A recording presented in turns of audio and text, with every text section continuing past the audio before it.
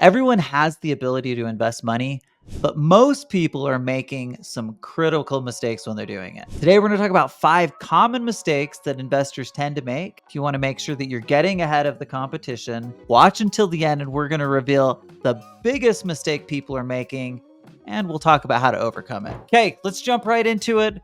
Rod, mistake number 1 that we often see people making is an over-reliance on traditional investments. Talk to us about it. Yeah, traditional investments are basically your stocks, bonds, mutual funds. When you think about your 401k, IRA, these are the things we hear about all the time from the media, from the gurus. Everyone's talking about it. And so that's why I think people just end up feeling like that's all there is. They don't know any different. And that's a huge problem because then we over rely on one category of investing. And there are a few reasons why this is a problem. Number one, market volatility creates huge issues.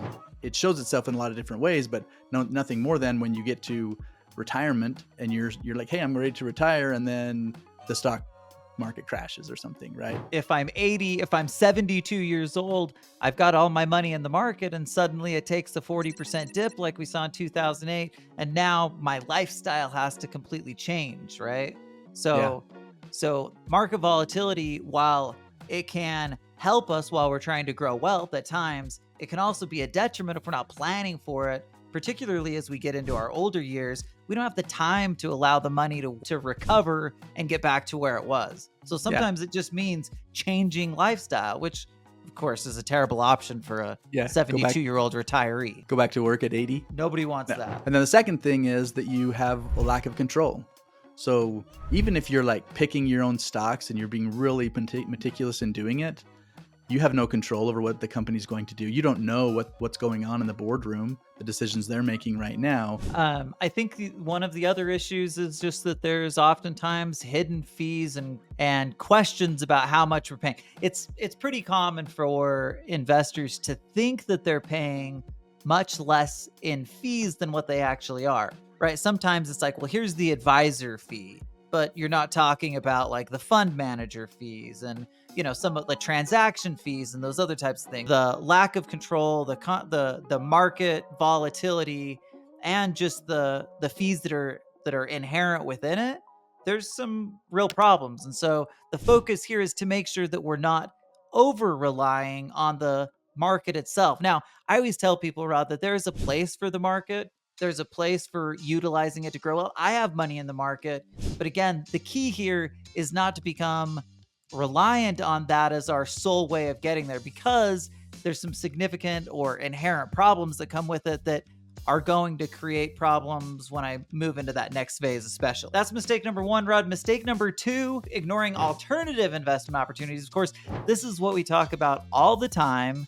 We're focused on things like real estate and, hard assets, businesses, notes, like precious metals. All of those other things that aren't stocks, bonds, and mutual funds are things that we believe will enhance the investing that we're doing. And one of the challenges that comes with traditional investments is that they don't have some of the inherent benefits that we get in the alternative side. As an example of that is significant tax benefits. We always talk about the difference between tax deferral and tax savings. When we're investing in hard assets like real estate, we can get depreciation. We can use cost seg analysis, bonus depreciation. We have these things that create tax benefits now. And then, of course, there's the long-term tax benefits of real estate when we get a step up in basis of death. So in a very real way, when we invest in the alternative space, we can continue to create that tax benefit. If we are strategic, then we can even pass it on to the next generation without having to deal with any of the tax implications, whether that's income tax, estate tax, capital gains tax. If we do it right, we can quite literally avoid all of those things. The other thing I would say, Rod, is just that my experience is that the alternative space generally produces better overall returns with less risk. Now, I realize in the real estate space, we've seen some ups and downs over the last few years, but if we took the last 15 years as a whole, people that were actively investing in that alternative space, and especially the real estate market, right, they are significantly ahead of where they were at that point in time. And they've gotten all of the other benefits with the tax benefits and those other things. They're solving another issue by adjusting their kind of investment strategy away from just this, buy, hold investments, wait till I get to retirement and then try to pull money off of my retirement accounts. Now we're getting into the methodology we call the cash flow methodology, which, for a lot of reasons is a lot safer. Mistake number 3, Rod, focusing solely on your investment returns. It's so easy to get so hyper-focused on just the return. Hey, I'm going to put my money here, and how much of a return am I going to get back? What's interesting is when you get those tax benefits, it actually improves your return, but so many people aren't measuring that. So you gave a real estate example, you invest, you get the tax benefit. With the tax benefits, you could turn a 10% return into a 25% return.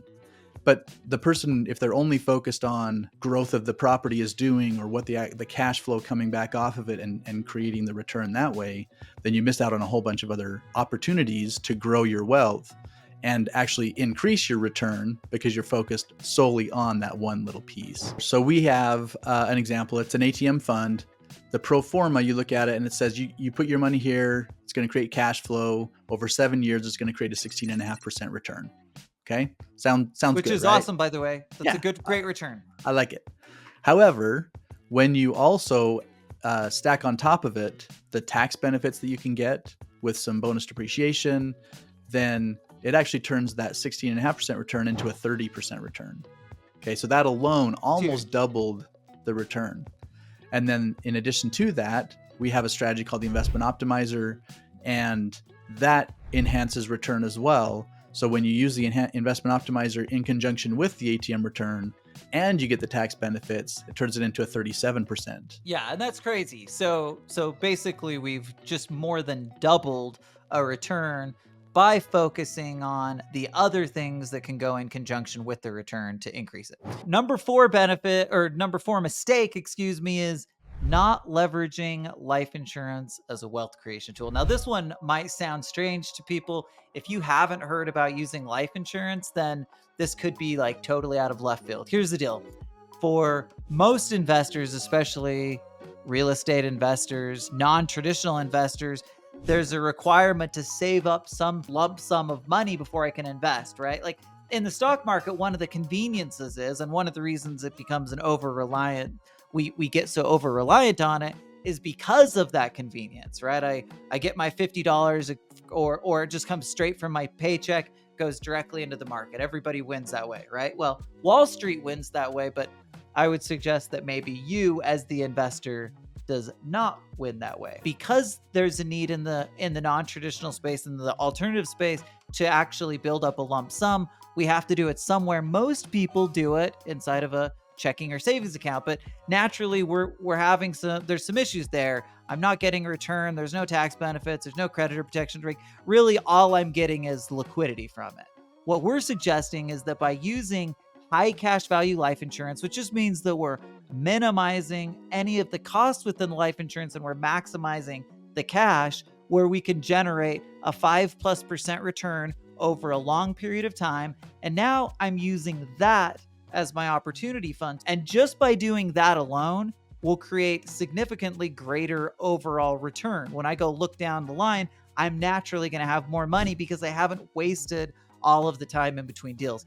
The other benefit that life insurance has is that we're able to leverage it to utilize or to create a return in 2 places at the same time. And the reason is because when we borrow money or when we use money from the policy, we're actually borrowing from the insurance company. It's quite literally taking from an entirely different pot of money. We borrow from that, which means that our money continues to sit in the policy, grow, compound, produce a return. Now we have 2 buckets of money that we're working from, and being able to borrow from that allows us to literally create a return in 2 places at the same time, both in the policy where our cash is and outside wherever we're creating that investment return. Let's get into mistake number 5, Rod. This is our biggest mistake: neglecting the 6 core benefits of wealth building. I think you probably start with what those 6 core benefits are and why is that such a critical mistake?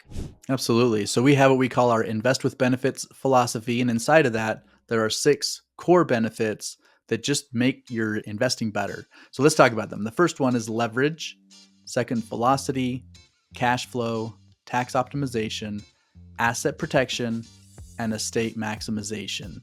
So these 6 core benefits, when you incorporate them into your investing strategy, will allow you to build wealth much better, much more quickly than you could without them. And what's interesting is we've actually highlighted a bunch of these as we've been talking about it, right? So when we talked about creating a better return, well, leverage happened to come into that, because when we use a loan from other people's money, in addition to what we're putting into it, we can create a lot more wealth than we can without it. With Velocity, you want to turn that money over as quickly as possible, get it working for you, and then as it's coming back, get it moving into the next place as quickly as possible. Cash flow is a big one. If you are building towards this cash flow retirement model that Christian mentioned earlier, that is obviously much different than the accumulation model, because essentially what you're doing is you're creating streams of income to replace your working income. So you just naturally get to a place where you have enough coming in from these passive income places to replace the working income. Now you're ready to retire. Tax optimization is huge for most of the people we work with. It's their biggest expense, the taxes that they pay, and to the extent that they can save on taxes, it allows them to create more wealth. They have more that's working for them just naturally as part of that. And then finally, estate maximization. When we're passing this on to the next generation, there are critical things that we need to be doing to make it so it passes on in the most efficient way, and more of it gets to the next generation. Okay, now that you know and can avoid these 5 common mistakes, click on the screen to learn how to take your wealth building to the next level with Money Insights.